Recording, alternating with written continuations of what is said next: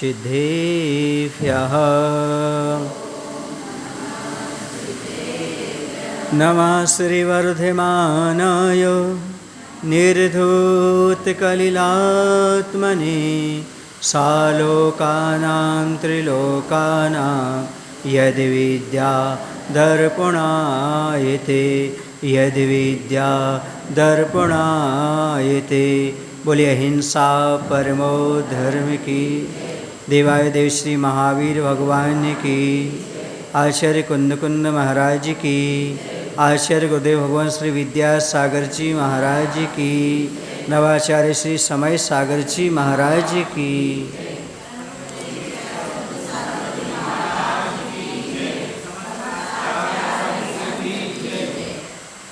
शांतिनाथ स्तवन में अष्टप्रातिहार्य का वर्णन चल रहा है, जिसमें अभी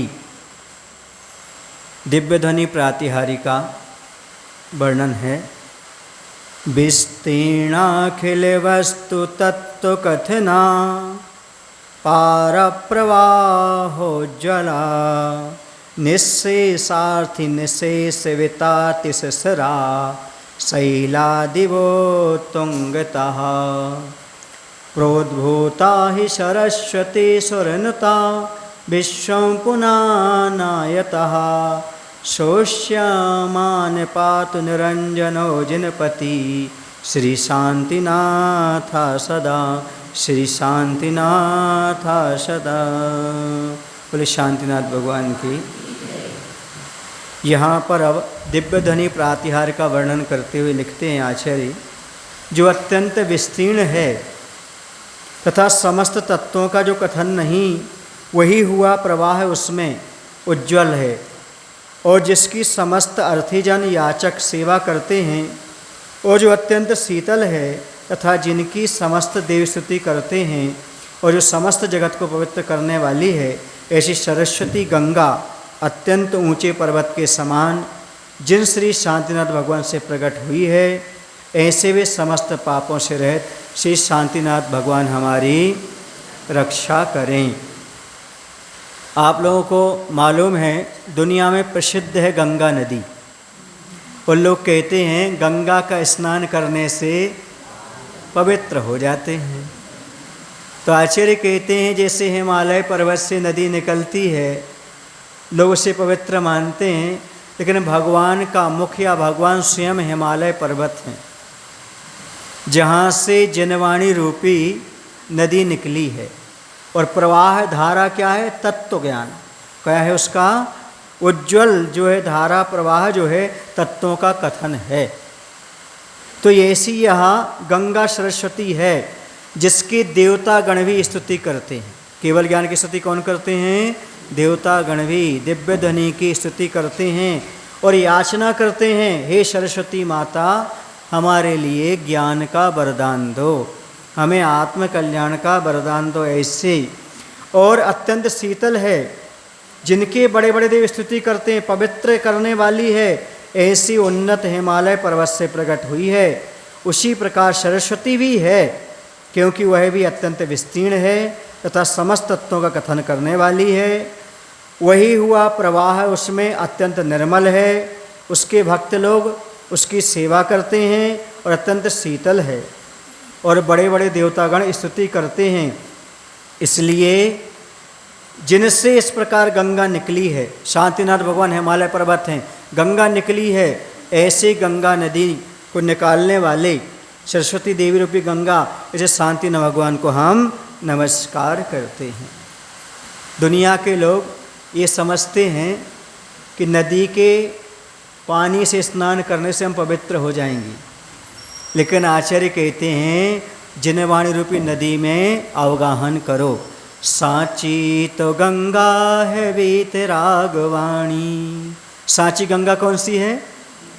वीतराग भगवान की वाणी ही साची गंगा है। बाकी लौकिक गंगा गंगा नहीं, उससे कोई आत्मा का कल्याण होने वाला नहीं, पवित्र होने वाली नहीं। समझ गए? किससे होंगे पवित्र हम? हाँ, क्योंकि वीतराग वाणी से ही हम पवित्र हो सकते हैं। हाँ, तन भले स्वस्थ हो जाए, तन हमारा स्वच्छ हो सकता है, लेकिन हमारी आत्मा कहीं इस पानी से पवित्र होने वाली नहीं है। इसलिए तन स्वच्छ होता है गंगा के पानी से, तन स्वच्छ होता है गंगा के पानी से, पर आत्मा पवित्र होती है, मन पवित्र होता है वीतराग की वाणी से। वीतराग भगवान की वाणी का अलावा कोई ऐसा तत्व नहीं है जो हमारी आत्मा को, हमारे मन को पवित्र कर दे। हमारे मन को पवित्र करने का कोई तत्व है तो वीतराग प्रभु और गुरु की वाणी है जो हमारे लिए पवित्र बना सकती है। देखो, यदि नदी आदि से पवित्रता आती, किससे? तो नदी में तो मगरमच्छ रहते हैं, मछलियाँ रहती हैं, अभी तक तो उनका कर्म क्षय हो गए होते और मुक्ति का लाभ उन्हें प्राप्त हो जाता। आप लोग भजन गाते हो, प्यासे को पानी पिलाया नहीं, बाद अमृत पिलाने से क्या फायदा। तन को धोया मगर, तन को धोया मगर मन को धोया नहीं, बाद गंगा नहाने से क्या फायदा। क्या किया हमने? प्यासे व्यक्ति को पानी नहीं पिलाया, मरने के बाद क्या अमृत डाल रहे उस पर, तो जीवित हो जाएगा क्या वो? कोई फायदा नहीं। ऐसी नदी आदि में स्नान करने से शरीर को तो धो लिया लेकिन मन को धोया नहीं। ऐसा गंगा स्नान से, ऐसे तीर्थ से कोई प्रयोजन नहीं। सबसे बड़ा तीर्थ यदि कोई है तो जिनवाणी है। जिनेंद्र भगवान की वाणी रूपी तीर्थ में अवगाहन करो, पवित्र हो जाओगे। ये वीतराग वाणी मराल बिंद यानी विद्वान रूपी हंसों के द्वारा जानी गई है। कौन है हंस? कौन है इसमें? इस नदी में विद्वान लोग हंस हैं जो इस नदी का पानी पिया करते हैं। सामान्य व्यक्ति इसका पान नहीं कर पाता। फिर भी जिनवाणी एक ऐसा रसायन है, किसी भी पर्याय में, किसी भी दशा में, किसी भी स्थिति में उसका पान किया जाए। इसको ऐसा लगा दो बेंच को, कैसी भी दशा में पिया जाए तो क्या होगा? जन्म जरा मृत्यु का नाश ही होगा, उससे कल्याण ही होने वाला है। क्या चीज? जिनवाणी एक ऐसा रसायन है, किसी भी पर्याय में, किसी भी स्थिति में, किसी भी दशा में उसका पान किया जाए तो कल्याण ही होने वाला है। ये जिनवाणी विषय विरेचन करने वाली है। जैसे आप लोग कोई विरेचक काढ़ा पी लेते हो तो पूरा का पूरा पेट क्या हो जाता है? उससे साफ हो जाता है। इसी प्रकार से जिनवाणी का पान करने से मन के सारे विकार समाप्त हो जाते हैं, साफ हो जाते, क्षय को प्राप्त हो जाते हैं। जैसे साबुन से और पानी से कपड़ा साफ होता है, क्या होता है? कपड़ा साफ होता है। जैसे साबुन से और पानी से कपड़ा साफ होता है, वैसे ही साधु की संगति से और स्वाध्याय करने से हमारा मन का कचरा साफ होता है। मन के कचड़े को साफ करना है तो साधु की संगति करो और स्वाध्याय करो। दो तत्व ऐसे हैं जो आपके मन के कचड़े को साफ कर देंगे, आत्मा को पवित्र कर देंगे। और ऐसा कोई तत्व दुनिया में नहीं है जो आपकी आत्मा को पवित्र कर दे, आपके मन को पवित्र कर दे। मात्र साधु की संगति जितनी करोगे उतना मन निर्मल पवित्र होगा। जितना स्वाध्याय करो, जिनवाणी का पान करो, उतना आपका अच्छी तरह से क्या होगा? बोलो ना। हाँ, जब किसी व्यक्ति को ऐसा कुछ हो जाए, कोई व्यक्ति जहर आदि का पान कर ले, देखो वहाँ से रास्ता बनाओ। जहर आदि का पान कर ले, वहाँ से रास्ता बनाओ, वहाँ से आओ।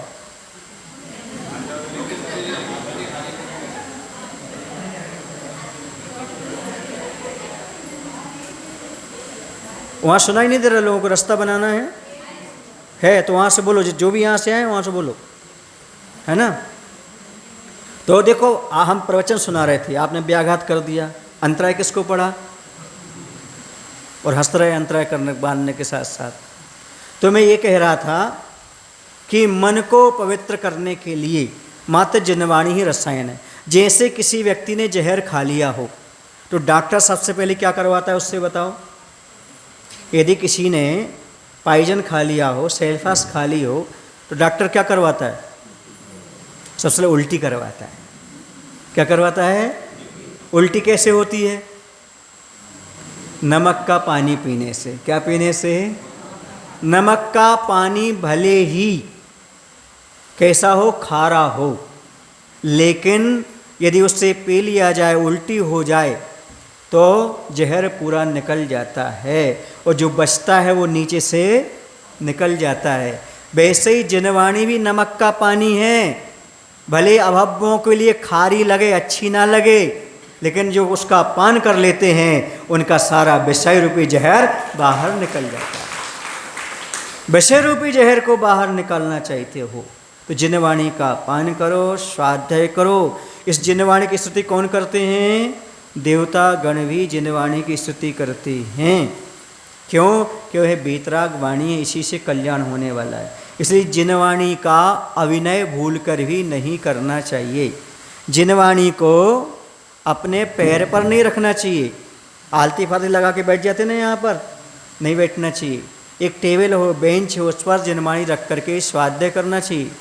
जिस पाटे पर जिनवाणी रखी है उसको लांगना नहीं चाहिए। पाटा को क्या बोलते? मणि। उसको लांगना नहीं चाहिए, समझ गए ना?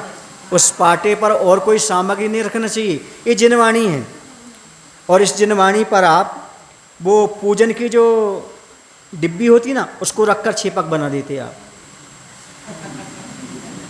उसमें चंदन लग जाता है, पानी लग जाता है। कई बार जिनवाणी पुरानी निकालते हैं, शास्त्र निकालते हैं, उसमें चावल रहते अंदर। ये अभिनय है।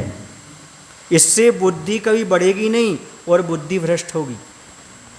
देखो हमारे सामने 3 तत्व हैं सम्यक दर्शन के लिए, देव, शास्त्र और गुरु। बताओ किस पर श्रद्धा कम रखें, किस पर ज़्यादा रखें? बोलो ना, तीनों बराबर ना? तो जैसा देव का, भगवान का विनय करते हो, भगवान के ऊपर चावल पटकते हो क्या? बोलो। जैसे भगवान का विनय, वैसे ही जिनवाणी का विनय और वैसे ही गुरु का विनय करोगे तभी तुम्हारा सम्यक दर्शन सुरक्षित रहेगा। जैसे जिनवाणी माता की विनय करो, जहाँ से उठाते हो जिस अलमारी से, वहीं पर व्यवस्थित आपको रखना चाहिए। और छेपक बहुत पतला होना चाहिए ताकि जिल्ल ना फटे। जैसे प्रतिमा को कटने फटने से बचाते कि नहीं बचाते? यदि कुछ हो जाए तो आप प्रायश्चित लेते हो, सिद्ध चक्र विधान करते हो। बोलो। अभिनय हो जाता है। ऐसी शास्त्र की अभिनय होती। कभी आपने सिद्ध चक्र विधान किया? कभी आपने विचार किया जिनवाणी हाथ से छूट जाती, गिर जाती है? नहीं, इससे तो बुद्धि नहीं बढ़ती। क्षयोपशम बढ़ाने के लिए जिनवाणी की विनय करो। मैंने आचार्य भगवंत को देखा अपनी आंखों से। बिलासपुर में स्वाध्याय चलता था धवला जी पुस्तक का। तो उस समय शीतकालीन वासना चल रही थी, वहाँ पंचकर्णक महोत्सव होना था। तो एक स्थान ऐसा था नियत, जहाँ पर स्वाध्याय करने के बाद धवला जी ग्रंथ रख दिए जाते थे,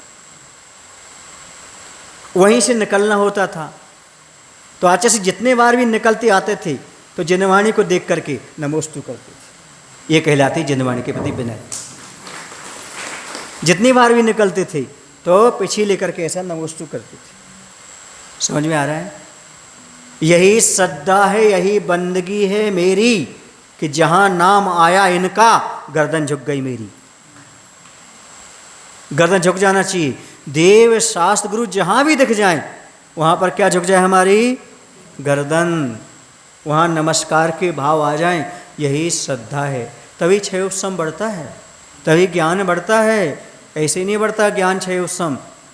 आप लोगों को शायद मालूम हो या ना मालूम हो, मैं आपको संस्मरण सुनाता हूँ। आपके सब लगा का ही संस्मरण है। विद्याधर जी के बचपन का है। हमको महावीर भैया ने बताया था, जो आज कौन है? उत्कृष्ट सागर जी। वो हमारे पास बार बार आते थे। चतुर्मास में एक बार तो आते ही आते थे। एलोरा आए, शिखर जी आए, गुना आए, आते थे हमेशा। तो चर्चाएं होती थी, तो उन्होंने एक चर्चा के दौरान बताया कि रक्षाबंधन का पर्व था उस समय। किसका पर्व था? रक्षाबंधन का पर्व था।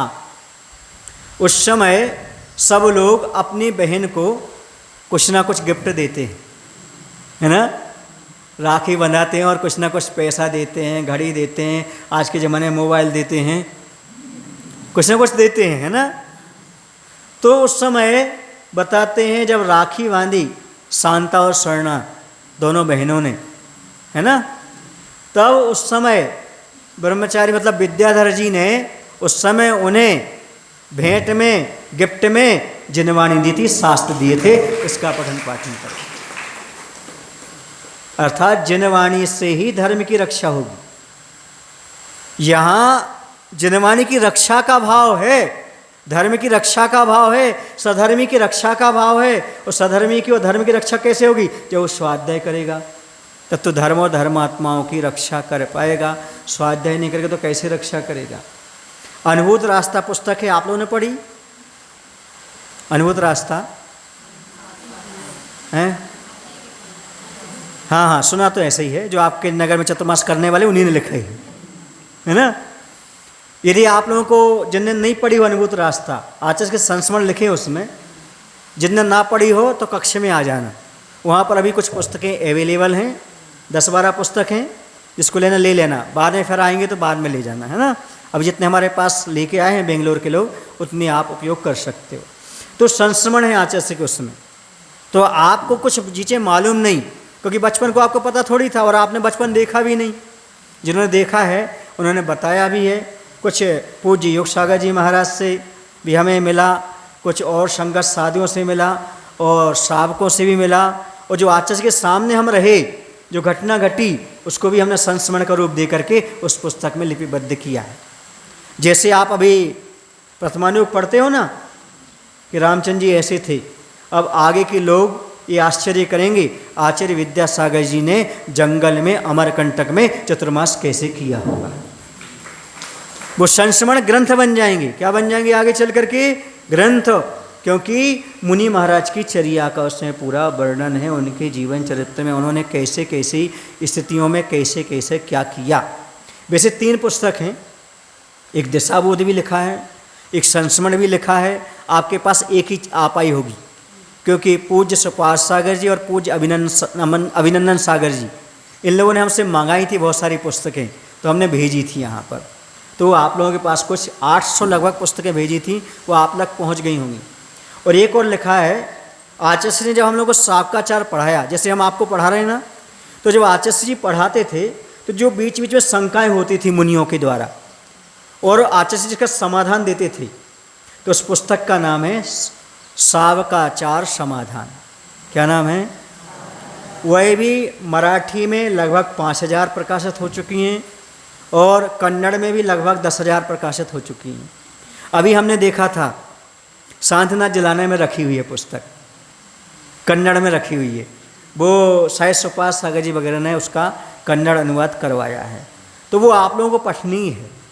क्या है वो? शंका समाधान है, शाक्ताचार शंका समाधान आचार्य ने की। दूसरी पुस्तक है समय सार समाधान, जो आचार्य से समय सार पर शंकाएँ जो लोगों ने व्यक्त की उसका समाधान किया है। लगभग 500 शंकाएँ हैं उसमें, 2 भाग में है। अभी हमारे पास उपलब्ध नहीं है, जब आ जाएगी तब आपके पास रखेंगे। तो मेरा मन तो यही था कि कोई ऐसा समय निकाला जाए जिसमें शंका समाधान ही पढ़ाया जाए। लिखा मैंने है पर मेरा उसमें कुछ नहीं है, सब किसका है? नहीं तो आप कहो आप महाराज जी अपनी लिखी हुई पुस्तक पढ़ा रहे हो। मैंने मत संकलन किया है, आचार्य भगवंत का पूरा विषय है, उसमें आपको समय सार का तत्व क्या है, सही क्या है, वो भी आपको पूरा ज्ञात हो जाएगा। निश्चय क्या है, व्यवहार क्या है, इतनी सरल भाषा में है कि आप समय सार जब भी पढ़ेंगे तो आपका पूरा का पूरा भावार्थ उसमें समझ में आ सकता है। ऐसी बहुत सारी लगभग 40 पुस्तक हैं, जब कभी आपके पास आएंगे तो आप पढ़ेंगे, देखेंगे। लेशा वर्णन भी है, आगम में जितना लेशा का वर्णन है अपनी जिनवाणी में पूरा उसका हमने संकलन किया है। कौन से ग्रंथ में कैसा लेशा, किस लेशा के आधार पर जीव कहाँ मरण के जा सकता है, कहाँ से आ सकता है, आदि आदि सारे के सारे चीज़ें उसमें संकलित की गई हैं। एक मनुष्य लोक का वर्णन है, किसका? अभी तक आपने मध्यलोक का वर्णन पढ़ा होगा, लेकिन ढाई देव का वर्णन अलग से निकाल करके रखा हुआ है। उसको आप लोग अच्छी तरह से कभी मौका मिले तो उस पुस्तक ही है, उसको पढ़ सकते हैं। बहुत सारे ऐसे विषय हैं। चलिए, विषय से विषयांतर हो रहा है। तो बात ये कह रहा था कि जिनवाणी, आचर्य का जिनवाणी के प्रति इतना बहुमान था बचपन से, तभी तो आज सारे MA, M.Tech, CA सब उनके पास जाके शिष्य बन करके उनसे शिक्षा प्राप्त किए। क्योंकि जिनवाणी के प्रति जितना बहुमान होता है उतना हमारा बहुमान समझते हो, सम्मान विनय जितनी हम करते हैं। जैसे आप लोग अभी आते हो, बुरा ना लगे तो एक बात बोलूं, मंगलाचरण के पहले आना चाहिए। कैसे आना चाहिए? क्योंकि ये विनय मानी जाती है। मंगलाचरण होने के बाद आप बैठ रहे हो, ये विनय नहीं है। और स्तुति के बाद ही जाना चाहिए। किसके बाद जाना चाहिए? स्तुति के बाद। यदि आप जिनवाणी स्तुति जिनवाणी मंगलाचरण के बाद आते हैं तो चुपचाप पीछे से जाके बैठना चाहिए, आगे कभी नहीं बैठना चाहिए। सुने ना, ये अभिनय है, बुरा नहीं मानना। जितने जो लोग बैठे हुए हैं इन सबके आगे आप आके बैठ गए, वो पहले से बैठे थे। अभिनय है कि नहीं है? बोलो। अब सुधार कर लेना, जो हुआ सो हुआ, अब आगे सुधार करना। और आप लोग भी इतनी ज़्यादा जगह छोड़ के नहीं बैठना, थोड़ी जगह छोड़ करके बैठना, ठीक है ना, आगे, ताकि लोग वहाँ से आकर के पीछे बैठें। ये क्या है? अंतराय ना बंदे इसलिए बता रहे हैं। हम गुस्सा नहीं हो रहे, नाराज नहीं हो रहे, क्योंकि ना हम पहले प्रसन्न थे, ना भी हम हुए नाराज हैं।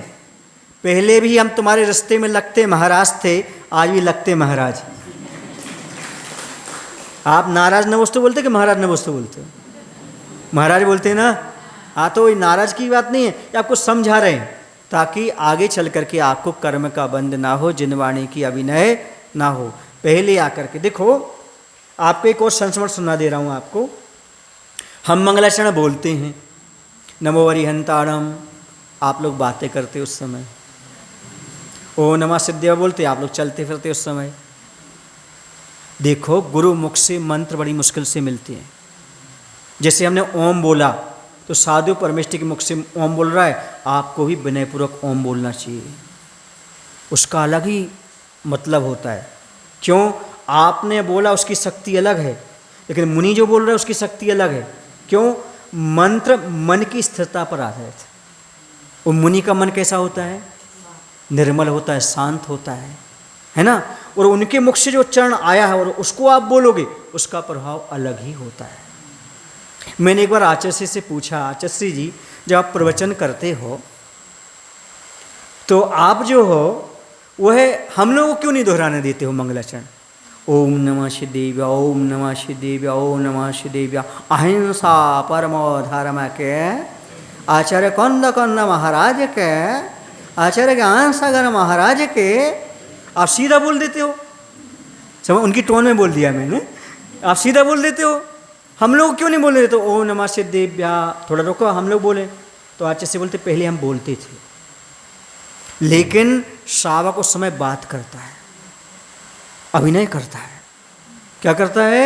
अभिनय करता है उस समय मंत्र की। और ये बोला गया है, जिस समय गुरु मंत्र बोल रहे हों और श्रावक मंत्र ना बोले तो अगले भाव मूक बनता है। क्या बनता है? या तो मुनि ने मना कर दिया मंत्र मत बोलो, चल जाएगा। यदि महाराज ने नहीं किया और आप नहीं करते हो तो उसमें लिखा है आगे चल के वाणी भी नहीं मिलती। सुने आप लोग? इसलिए मैं बोलो सीधा बोलूं कि आपसे बुलवाऊं? यदि त्रेंच ना बनना हो, जब हम मंगलाचरण कर रहे हो तब क्या बोलो आप लोग? जो हम बोल रहे हैं उसको बोलो। यदि हम नहीं दोहरा रहे तो नहीं दोहराओ, सीधा बोलो, क्योंकि जिनवाणी है। क्या है? एक एक अक्षर जिनवाणी का मंत्र है। क्या है? मंत्र, एक एक अक्षर मंत्र है। पढ़ो तो मंत्र है, नहीं पढ़ो तो ये अक्षर ही है। आ मंत्र है, ओम मंत्र है, बोलो मंत्र है कि नहीं है? अक्षर कहाँ से आए? ये सारी जिनवाणी जो है वो मंत्र का काम करते हैं। इसलिए जिनवाणी की विनय अक्षरशः करोगे तो आपकी बुद्धि बढ़ेगी। क्या बढ़ेगी? बुद्धि बढ़ेगी, क्षेयोपशम बढ़ेगा। इसका ध्यान रखना। कुछ लोग कहते हैं महाराज हम पढ़ते तो हैं पर हमें याद नहीं होता। क्यों नहीं होता? क्योंकि आप लोग विनय नहीं करते हो। इतना लिखा हुआ है कि जो जिनवाणी की विनय करता है और शास्त्र को विनय पूर्वक सुनता है, भले उसे कुछ भी समझ में नहीं आ रहा तो भी परभव में केवल ज्ञान के कारण बनता है। इतना तक लिखा है, विनय से पढ़ी गई जिनवाणी इस भाव में ठीक, परभव में केवल ज्ञान का कारण बनती। भले समझ में नहीं आ रही, सुनने में नहीं आ रही। ये बताओ, कौंडिन्य ग्वाला को कौन सा ज्ञान था? कौंडिन्य ग्वाला का नाम सुना आपने, जो आचार्य कुंद कुंद बने? उनको क्या ज्ञान था? वो ग्वाले थे। एक पोखर में शास्त्र मिला, उठा के मुनि को दे दिया विनय के साथ। ना कोई शब्द पढ़ा था ना कुछ। हाँ, महाराज ने पढ़ा होगा, बैठ करके सुन लिया होगा, उसी से आगे क्या बन गए? वो कुंद कुंद आचार्य बन गए। अब सोचो, ऐसे आपको कुछ नहीं आता, बस बैठो प्रवचन पीछे हाथ जोड़ करके श्रद्धा के साथ, इस भाव में नहीं परभाव में। जैसे आप कुछ कन्नड़ भाषी हैं, उन लोगों को हिंदी नहीं आती, कुछ लोगों को 5% ऐसे होंगे यहाँ क्योंकि हिंदी समझ में नहीं आती, फिर भी आप हाथ जोड़ करके बैठो, आप देखो, सुनो, उसका फल ऐसा मिलेगा कि आप आगे ले भाव में विशेष ज्ञान के धारी बनेंगे। सुने, विशेष ज्ञान होगा। ये विनय मात्र जिनवाणी की विनय है, उसका फल है। आचार्य ने कितनी विनय की होगी सोचो। कन्नड़ भाषी होकर के भी हम लोगों के कान काट दिए। हिंदी में मुगमाटी ग्रंथ लिखा और बहुत सारे हिंदी छंद अनुवाद किया। ये कैसे? ये सब विनय के माध्यम से क्षेपसम बढ़ता है। उन्हें कोई पढ़ाने वाला बैठा था क्या? आचार्य ज्ञान सागर ने कितना पढ़ाया था? 4-5 साल। बाकी कैसे क्षेपसम आया? सोचो, विचार करो। ये सब जितना चारित्र निर्मल होगा, जितना मन विशुद्ध होगा, ब्रह्मचर्य से रहेंगे, अपने विनय करेंगे जिनवाणी का, उतना ज्ञान बढ़ता चला जाता है। और आप लोगों ने क्या किया है? बुरा नहीं मानना तो जिनवाणी की विनय अच्छे से नहीं की, और जिनने की है उनका क्षेत्र समाज अच्छा होगा, ये पक्का है। जिनवाणी की विनय करो, उसका फल अलग ही होता है। तो सांची तो गंगा है, वीतराग वाणी। सांची गंगा नदी कौन सी है? वीतराग वाणी। अब संक्रांत आती है, आप लोग संक्रांति जानते हो? संक्रांति को नदी में नहीं जाना, दूध गंगा में। कहाँ आना? सबसे बड़ी दूध गंगा कौन सी है? जिनवाणी माता। जिनवाणी का पान करना, उससे स्नान करना, आपकी आत्मा पवित्र हो जाएगी। और जो जिनवाणी का पान करते हैं, ऐसे मुनि राजों के स्नान करने की जरूरत ही नहीं पड़ती। उनके लिए क्या बोलना पड़ता आपको? हे स्वामी, मन शुद्धि, वचन शुद्धि, काय शुद्धि। और महाराज ने आज तक नहीं नहाया। बोलो ना, महाराज ने कभी नहाया? महाराज तो वही जो कभी नहीं नहाते। दिगंबर मुनि ने कभी नहाया नहीं, स्नान नहीं किया, फिर भी आप क्या बोलते उनके सामने? इतनी पवित्र कैसे हो गए वो? जिनवाणी। क्या? जिनवाणी का पालन कर रहे हैं, जिनवाणी का स्वाध्याय करा रहे हैं और हमेशा जिनवाणीमय रहते हैं, इसलिए वो पवित्र हैं। उनका प्रत्येक शरीर रिद्धिधारी हो जाता है। मलमूत्र भी रोग को दूर करने का कारण बन जाता है। उनसे स्पर्श की हवा भी क्या हो जाती है? लग जाए तो। इसलिए तो लोग आचार्य के पास एक नज़र देखना चाहते थे, उनके पास बैठना चाहते, चरण छूना चाहते थे। क्यों? क्योंकि भले उनको रोग हो, उनको मुनि को, लेकिन उनको ऐसी रिद्धियाँ प्राप्त होती हैं कि आप पास में बैठ जाओगे तो उनकी हवा से आपके रोग भी ठीक हो जाएंगे। समझ आ रहा है? सनत कुमार मुनि को क्या थी? रिद्धियाँ थीं, लेकिन उनको स्वयं कुष्ठ रोग था, लेकिन खुद ने इलाज नहीं किया। क्योंकि डॉक्टर अपने को इंजेक्शन नहीं लगाता, नाई अपने बाल नहीं बनाता, वैसे साधु अपने ऊपर मंत्र का प्रयोग नहीं करते, लेकिन उनके माध्यम से सबका काम होता चला जाता है। समझ आ रहा है? ये है। उन विष्णु कुमार मुनिराज को तो पता ही नहीं था कि हमारे पास विक्रिया रिद्धि है। उन्हें तो छुल्लक जी ने जाके बताया आपके पास विक्रिया रिद्धि है भैया। तो ऐसा महाराज को खुद भान नहीं होता, क्योंकि वो रिद्धि सिद्धि के चक्कर में थोड़ी, वो अपने आत्मा के कल्याण में लगे हुए हैं। और हमारे आचार्य भगवंत ने यही सिखाया है, जो तंत्र विद्या में लगे सो तांत्रिक हो गया, जो मंत्र विद्या में लगे सो मांत्रिक हो गया, जो आत्मा की साधना में लगे सो साधु हो गया। अब तुम्हें क्या करना? मांत्रिक बनना, तांत्रिक बनना कि साधु बनना? तो आत्मा की साधना करो। जब आत्मा की साधना करो तो मंत्र का अपने आप बन जाओगी, तांत्रिक अपने आप बन जाओगी। जिसके ऊपर ऐसा हाथ रख दोगे उसका ही कल्याण हो जाएगा, क्योंकि आप स्वयं मंत्र हो ना, साधु मंत्र नहीं है। आप क्या बोलते हो, नमो लोहे सब श्रवण, ये मंत्र नहीं है, बोलो ना भाई। तो साधु मंत्र नहीं है बस। तो आप 10 बजे घर ले जाओ मंत्र, हाँ मंत्र मत मांगो, महाराज को ही ले जाओ, महाराज आप ही मंत्र हो और आपके चरण हमारे घर पड़ गए तो सारी बाधाएं अपने आप दूर हो जाएंगी, क्योंकि महाराज स्वयं मंत्र। क्या मंत्र मांगते हो, वो ही साधु मंत्र देते हैं, मंत्र तंत्र में लगे रहते हैं। जिन्हें विश्वास नहीं होता कि मैं मंत्र नहीं हूं, उन्हें विश्वास हो कि मंत्र हूं, फिर काय को मंत्र देने की जरूरत है, मैं स्वयं कौन हूं, अब मंत्र देने की क्या जरूरत है। मैं आपको चातुर्मास में बहुत कुछ बताऊंगा, आपको समझ में आएगा कि क्या गलत है और क्या सही है। मैं आप लोगों को, जब कलश स्थापन होगी ना, तो एक छोटा सा कलश जरूर रखना आप अपने घर से। क्या रखना, भले कितने भी पैसे का रखना, छोटा सा रखना। और हम रिद्धि मंत्र करवाते हैं। क्या करवाते हैं, रिद्धि मंत्र।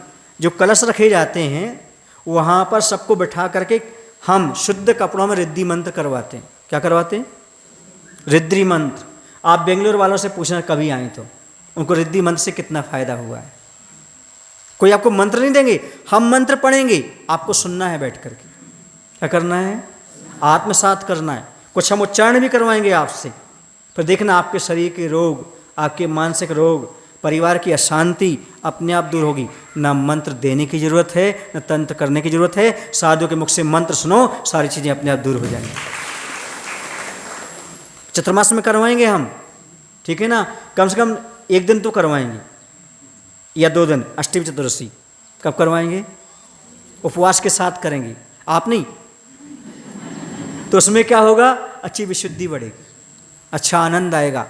समझ आ रहा है, क्योंकि मुनि के मुख के मंत्र की अलग ही महिमा होती है। और जो आपको आत्मसात करके जाओगे और घर तक जाओगे, आपका सारा वातावरण निर्मल और पवित्र होता चला जाएगा। आपके जो अधूरे काम हैं वो सारे सब काम उसी हो जाए, आपको कुछ कहने की जरूरत नहीं है, सब अपने आप होता चला जाएगा। समझ गए, ये जिनवाणी के मंत्र हैं। हम गणधर परमेष्ठी द्वारा बताए गए मंत्र पढ़ेंगे। कौन से मंत्र पढ़ेंगे, हाँ उसको आपको नमो जिनानम, नमो ही जिनानम, जो आचार्य हमेशा बताते हैं, उनके माध्यम से आपको आनंद आएगा। ठीक है, उसमें लेकिन शुद्धि पूर्वक आना पड़ता है। कैसे शुद्धि पूर्वक, धोती दुपट्टा पहन करके पुरुषों को आना पड़ता है और साड़ी पहन करके महिलाओं को आना।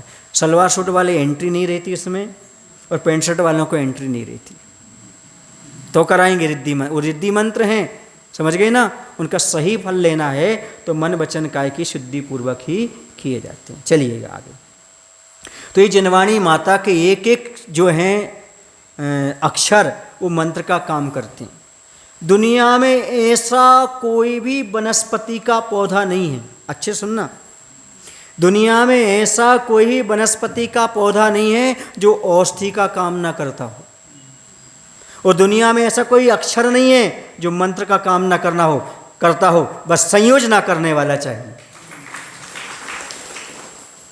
अरे मंत्र तो मंत्र है, बुरा भला मन द्वंद, स्थिर मन ही मंत्र है, अस्थिर रहा सुछंद। क्या कहते हैं, अरे मंत्र तो मंत्र है, ना मंत्र अच्छा होता है और ना बुरा होता है। अच्छे मन से फेरो तो अच्छा है, और बुरे मन से फेरो तो स्थिर मन से, फिर बुरा मन से कोई नहीं फेरता, स्थिर मन से फेरो तो सिद्धि का कारण है। अस्थिर मन से फेरोगे तो कोई भी सिद्धि प्राप्त होने वाली नहीं है। आप एकाग्र होकर के जब मंत्र फेरेंगे तो उसका अलग आनंद आएगा। वो पर्युषण पर्व में अलग होता है। पर्युषण पर्व में शाम को ध्यान करवाते हैं। क्या कराते हैं, अभी से बता दे, ताकि आप लोग तैयारी कर रखो कि क्या क्या करना है। तो उस ध्यान का एक अलग आनंद, उसका अलग आनंद आपको आएगा। आगे चलते हैं, अपन को श्लोक नंबर पढ़ना है 8। लीलो बेलीलवाहु कंकन रनत कार प्रहष्टैशुरैस् चंचल चंद मरीचि संचय समा कारैश्चल चामिरै नित्यं ये परिविज्यते त्रिजगतां नाथस्तथाप्यस्पृहा सोऽस्मान् पातु निरञ्जनो जिनपति श्री शांतिनाथ सदा, श्री शांतिनाथ सदा। अब यहाँ पर चवर प्रातिहार्य का वर्णन आया। अभी जिनवाणी की महिमा समझी आपने? कितने % समझ में आई? 100%। देखते हैं अब अब अपन समझते हैं चमर क्या है। जो आप लोग चमर ढुलाते हैं, भगवान के सामने देवता गण होते हैं, 64 चमर ढुलाते हैं, उसकी महिमा क्या होती? जिन शांतिनाथ भगवान के ऊपर लीला से कंपित जो भुजा, उनमें पहने हुए कंकन, उनका जो रणत्कार शब्द, उनसे अत्यंत हर्षित ऐसे देव देदीप्यमान जो चंद्रमा, उसकी किरणें, उनका जो समूह, उनके समान रूप को धारण करने वाले चंचल चमरों को ढोरते हैं, और जो तीनों लोक के नाथ हैं और जो निरीह हैं अर्थात समस्त पदार्थों में इच्छा से रहित हैं, ऐसे वे समस्त पापों से रहित श्री शांतिनाथ भगवान सदा हमारी रक्षा करें। अर्थात ऐसे शांतिनाथ भगवान को हम नमस्कार करते हैं। देखिएगा, भगवान को जो चमर ढुराते वो कौन ढुराते हैं? देवतागण। कौन ढुराते हैं? 64 चमर ढुराने वाले कौन होते हैं? देवतागण। जब देवता चमर ढुराते हैं तो उनके यहाँ कंगन रहता है, हाथ में कंकन, कंकन में रत्न रहते हैं। क्या रहते हैं? रत्न। देखो आचार्य महाराज की कल्पना देखिए आप, पद्मनंदी आचार्य महाराज की, वो जो रत्न रहते हैं वो रत्न क्या होते हैं? अत्यंत हर्षित देव, ऐसे देते मत चंद्रमा की उसकी किरणें जो समूह उसके समान रूप को धारण कर लेते हैं। जब वो इस प्रकार के करते हैं तो क्या हो जाता है? इतनी निर्मल किरणें निकलती है। इस चंद्रमा हो या कैसे हो ऐसी, क्योंकि चमर की और उसकी आपस में आवा टकराती है तो चंद्रमा जैसे लगते हैं। कैसे? शीतल। क्योंकि चमर कैसे होते हैं? शीतल होते हैं, ऐसे लगते हैं। निर्मल चमरों को ढोरते हैं, और जो तीनों लोकों के नाथ हैं भगवान, कैसे हैं? तीनों लोकों के नाथ। और जिन भगवान की किसी पदार्थ में इच्छा नहीं है। देखो, जो राजा महाराजाओं को भी बीजना ढुलाया जाता है और उनकी दुनिया में इच्छा रहती है, समझ रहे ना? और वो उनके सेवक लगे रहते हैं, नौकर लगे रहते हैं। लेकिन भगवान के कोई नौकर वगैरह नहीं रहते, वो भक्ति से आते हैं। देवतागण कैसे आते हैं?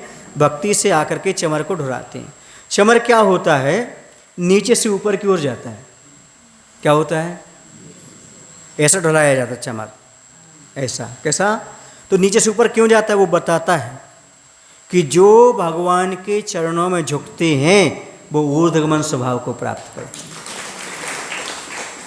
कैसे स्वभाव को? ऊर्ध्वगमन। और जो चमर को ढुराते हैं उनकी यश कीर्ति चंद्रमा के समान फैलती है। इसलिए चमर को ढुराना चाहिए। और चंद्रमा जितना शीतल होता है वैसे हमारी आत्मा को शीतल बनाते हैं, इसलिए चमर को ढुराया जाता है। कुंदावदात चल चामर चारु सोहम विभ्राजते कांतम उच्चच्छसांक शुचि निर्जर वारिधार मुच्चय स्थितम।